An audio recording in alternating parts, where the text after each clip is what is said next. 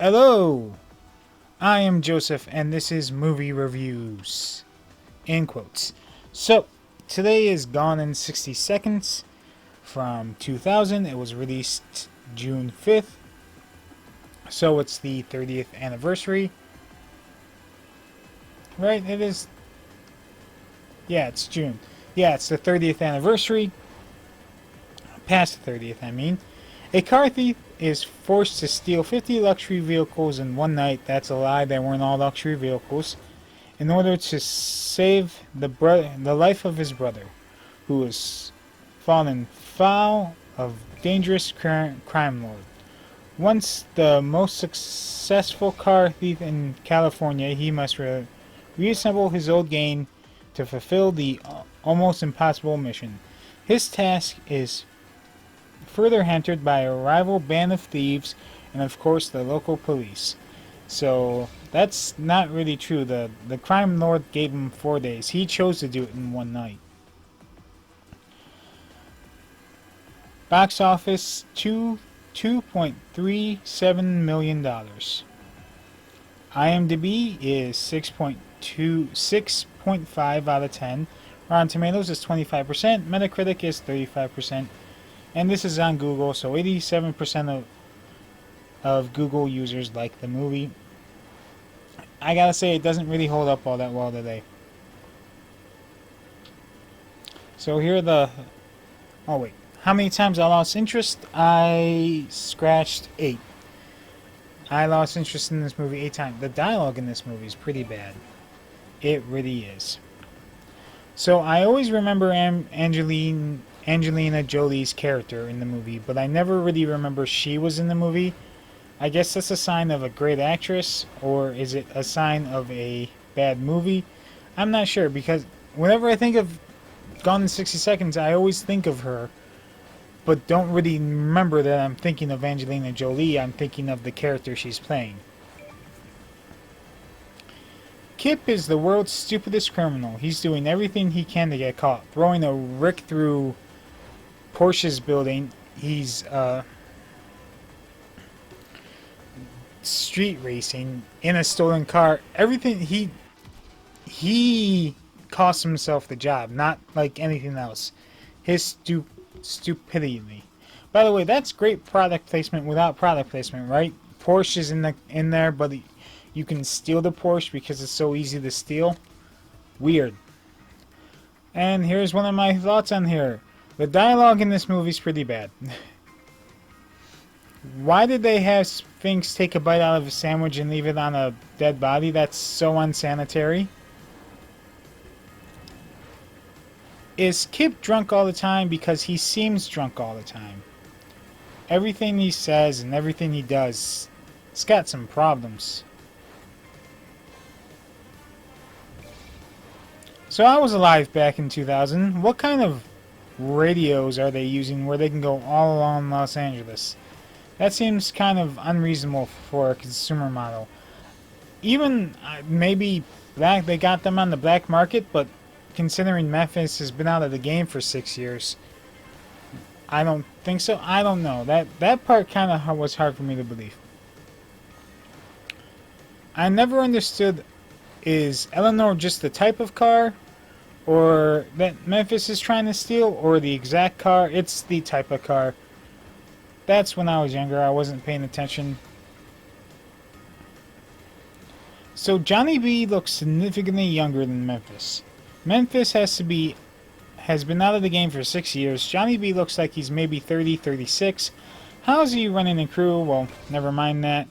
But how does he lose business to Memphis back in the day?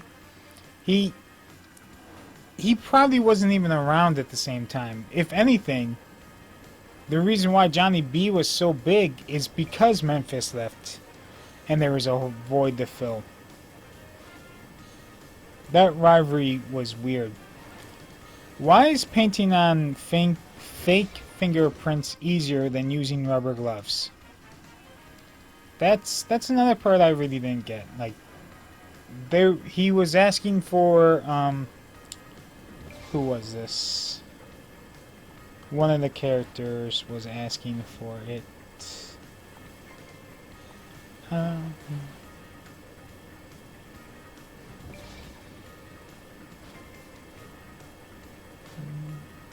oh yeah, Timothy Olyphant. Olyphant. His character's a ditz in this movie.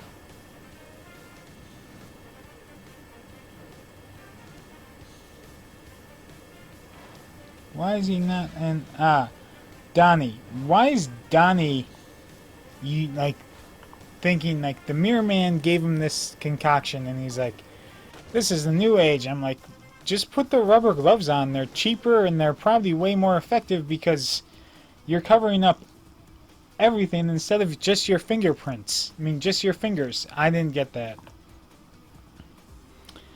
Oh yes, the best part of the movie when the carjacker tries to rob Donnie, who boosted the car. Like, that's always been my favorite part of the movie. I always forget about it.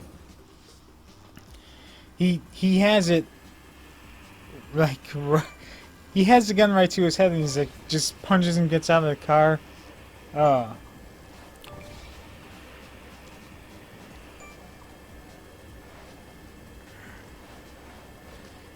yeah, my last thought on the movie is how come they scoped out the place, all the cars the night before, assuming those cars were going to be there the next day, which 50 cars is probably unrealistic to have to thought that all of the cars were going to be there. Like some of them were at a dealership and stuff, and but people, this is happening I believe on a Friday or Saturday morning.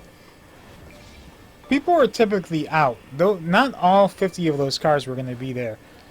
So it's kind of weird that they didn't have like a backup plan if that car was gone. They were putting all their eggs in that one basket. And it was stupid, right? I mean, I don't go looking for something.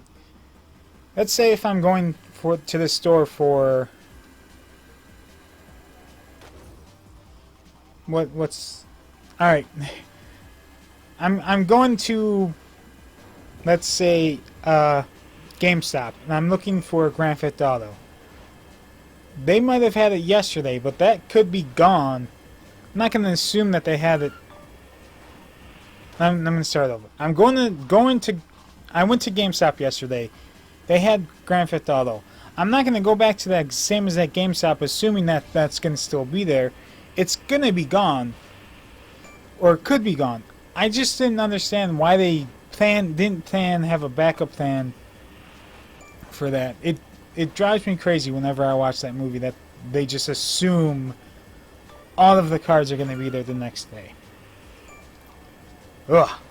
Alright, so out of 10, this is a 5 for me now. I used to watch this movie a lot. They used to play this movie a lot back in the day on like USA and stuff, and it's an alright movie.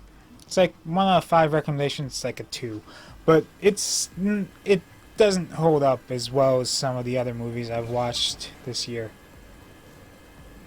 Hey, it turned what, 20 this year, so that's pretty cool.